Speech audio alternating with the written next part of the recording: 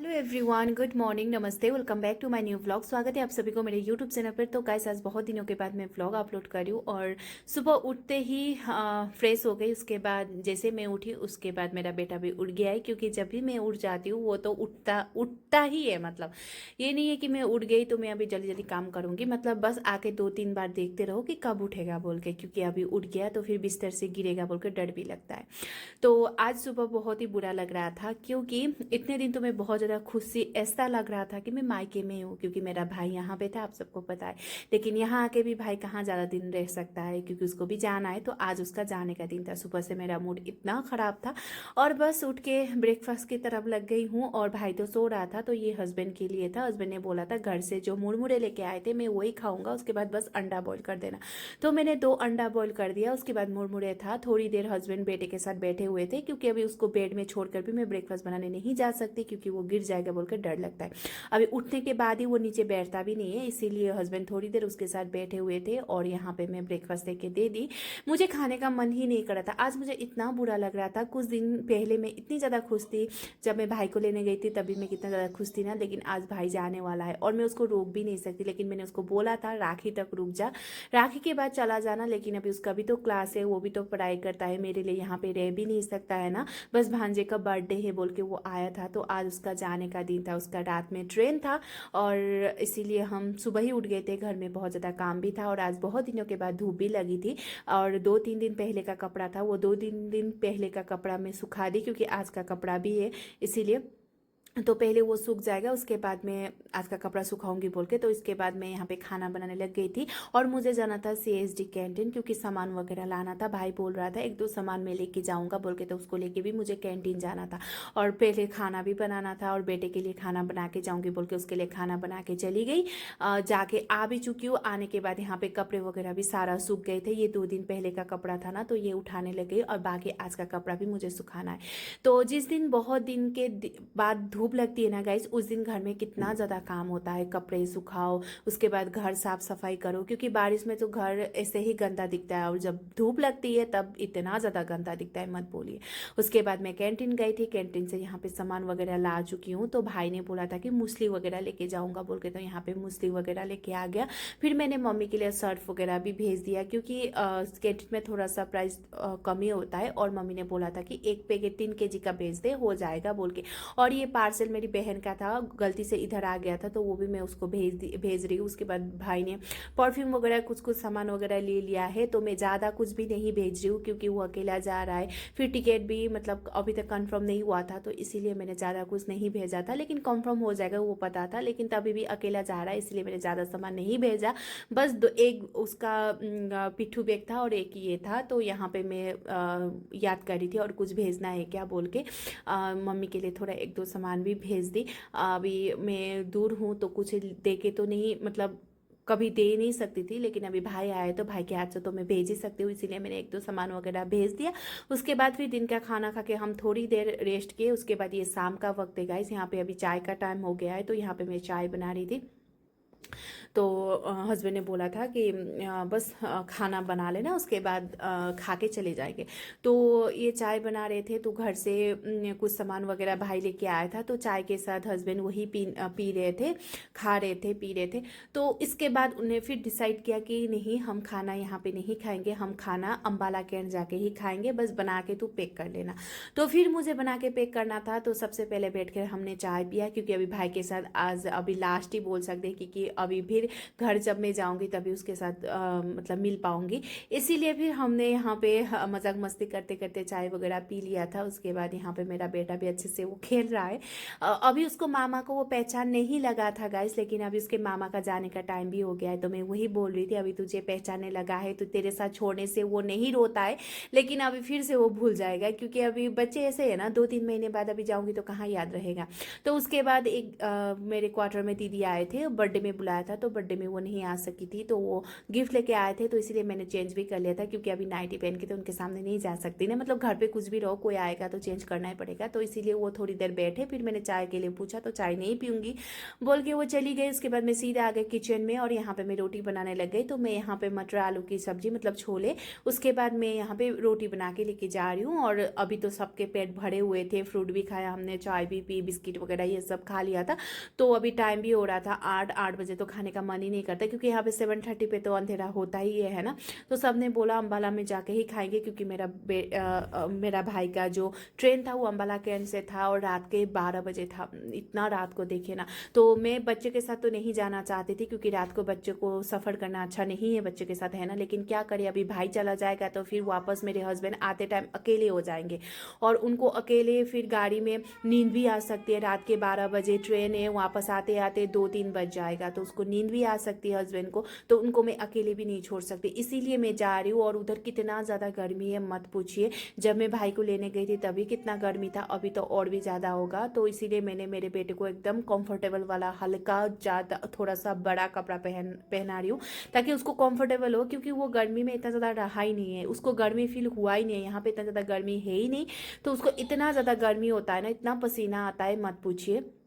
तो यहाँ पे मैं रेडी हो चुकी हूँ और अभी टाइम 9 बज गया है। और यहाँ पे हम लोग 9 बजे ही निकलेंगे बोल के सोचा था, क्योंकि 12 बजे तो आराम से जाएंगे, क्योंकि रात का वक्त है, बच्चे साथ है, तो इतना ज़्यादा हम जल्दी जल्दी भी नहीं जा सकते, इसीलिए आराम से जाएंगे बोल के 9 बजे निकल गए, मतलब निकलेंगे बोल के यहाँ पे रेडी है।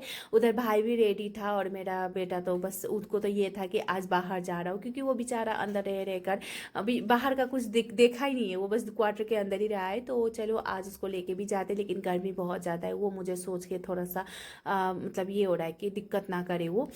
तो यहाँ पे मैं अपने ही वॉइस में, मतलब अपने लैंग्वेज में ही मैंने वीडियो दिया था, तो इसीलिए अभी यहाँ पे मैं वॉइस रिकॉर्डिंग कर रही हूँ, क्योंकि अभी मेरा 2 जगह वीडियो जाता है ना, फेसबुक और यूट्यूब, इसीलिए थोड़ा सा प्रॉब्लम हो जाता है। तो यहाँ पे बस हम रेडी है, भाई भी रेडी है, और इधर हस्बैंड ट्रेन देख रहे थे कि चंडीगढ़ से कितना बजे निकलेगा, क्योंकि वो ट्रेन चंडीगढ़ से होकर मतलब चंडीगढ़ डिब्रूगढ़ एक्सप्रेस है ना।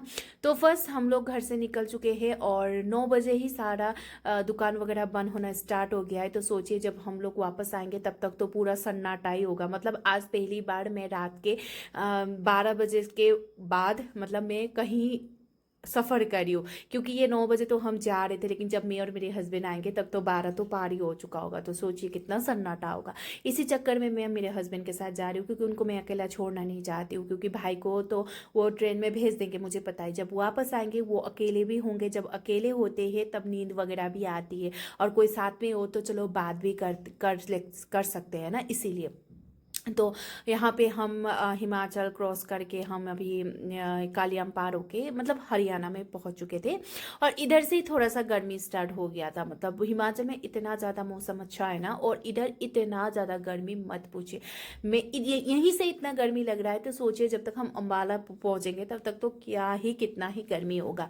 हमारे लिए तो कोई दिक्कत नहीं है, लेकिन बेटे के लिए। और अभी ना ऐसा हो चुका है गाइस, हम लोग हिमाचल में रह कर ना मतलब गर्मी का वो थोड़ा छूट चुका है, तो इसीलिए ज़्यादा ही होती है। और हम लोग अम्बाला आ चुके थे, आने के बाद हम लोगों ने खाना भी खा लिया, रोटी वगैरह लेके आए थे तो खाना भी खा लिया। खाने का मैंने शूट वगैरह नहीं किया, इतना ज़्यादा लंबा हो जाएगा वीडियो, इसीलिए। उसके बाद हम थोड़ी देर इधर ही रहे। हम 11 बजे अम्बाला पहुँच गए थे, हम लोग बहुत आराम से गए थे और 11 बजे पहुँच चुके थे। अभी और भी 1 घंटा बाकी था, तो यहाँ पर हमने खाना वगैरह खाया।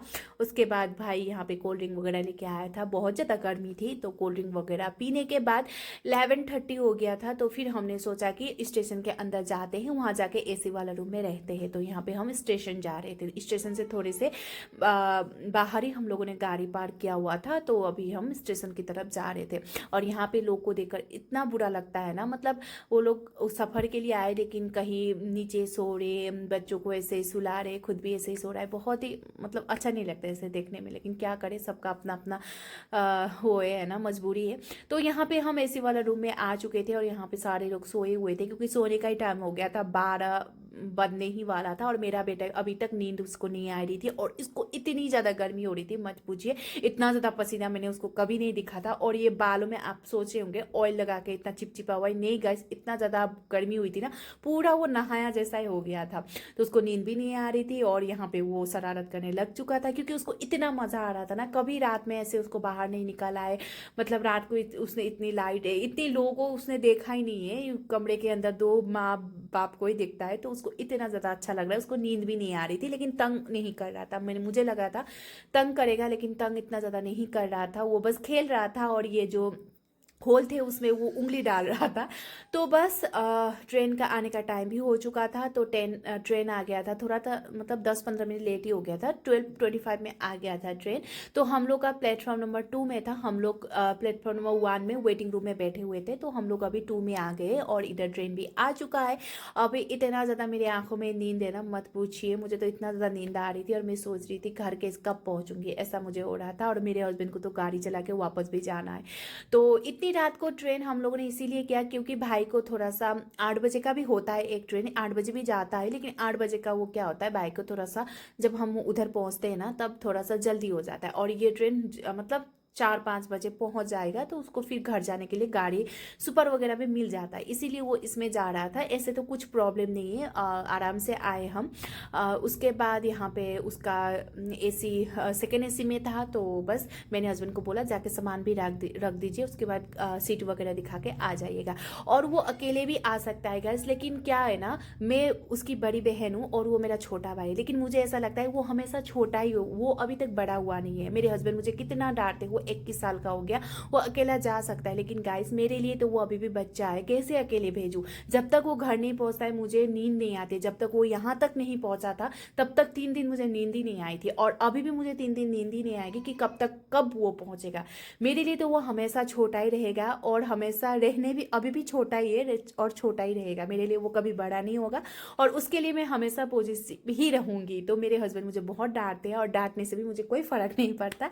तो बस उसको हमने ट्रेन में सीट वगैरह दिखा दिया था, और बस मैंने इतना उसको बोला है ना, किसी के दिया हुआ मत खाना, किसी से बात मत करना, कोई कुछ बोले तो चुप रहना, बस कितना बोला। हस्बैंड मुझे बहुत डांट रहे थे। उसके बाद हम वापस घर जा रहे थे और रास्ते में देखिए कोई नहीं था, एक गाड़ी भी पार नहीं हुई गाइस, हमें कोई गाड़ी क्रॉस नहीं किया। मेरा बेटा सो रखा था और मेरे मन में इतना ज़्यादा डर लगा था, मतलब पता नहीं मेरे मन में क्या क्या ख्याल आ रहे थे, और न्यूज़ में भी क्या कुछ दिखाता है ना गाइस, तो मेरे मन में तब सब कुछ चल रहा था और मेरे हस्बैंड को मैंने कुछ नहीं बता रही थी, बस मुझे डर लग रहा था और मुझे ये लग रहा था कि कब मैं क्वार्टर पहुंचूंगी। और 1:33 हो गया था, इतना सन्नाटा, इतना अंधेरा, बस कुत्ते के अलावा रास्ते में कोई नहीं था और मुझे इतना ज़्यादा डर लग रहा था। और लाइफ में फर्स्ट टाइम मैं इतना देर मतलब ट्रेवल कर रही हूँ और मेरे साथ बच्चा भी है, तो मुझे बहुत ज़्यादा डर लग रहा था। और इसी वजह से मैं हस्बैंड को अकेले नहीं आने दे रही थी, इसीलिए मैं साथ में आई थी। तो हम लोगों ने जब तक घर पहुंचे तब तक तो 3 बज चुका था गाइस, सच में बहुत ही लेट हो चुका था और मुझे इतना रात दिन मतलब रास्ते में इतना मुझे डर लगा है, मत पूछिए। तो चलिए आज का व्लॉग यहीं पे एंड करते हैं, कैसा लगा कमेंट करके जरूर बताना, अच्छे लगे तो लाइक शेयर कमेंट कर दीजिएगा, मेरे चैनल को सब्सक्राइब कर दीजिएगा। आज के लिए इतना ही।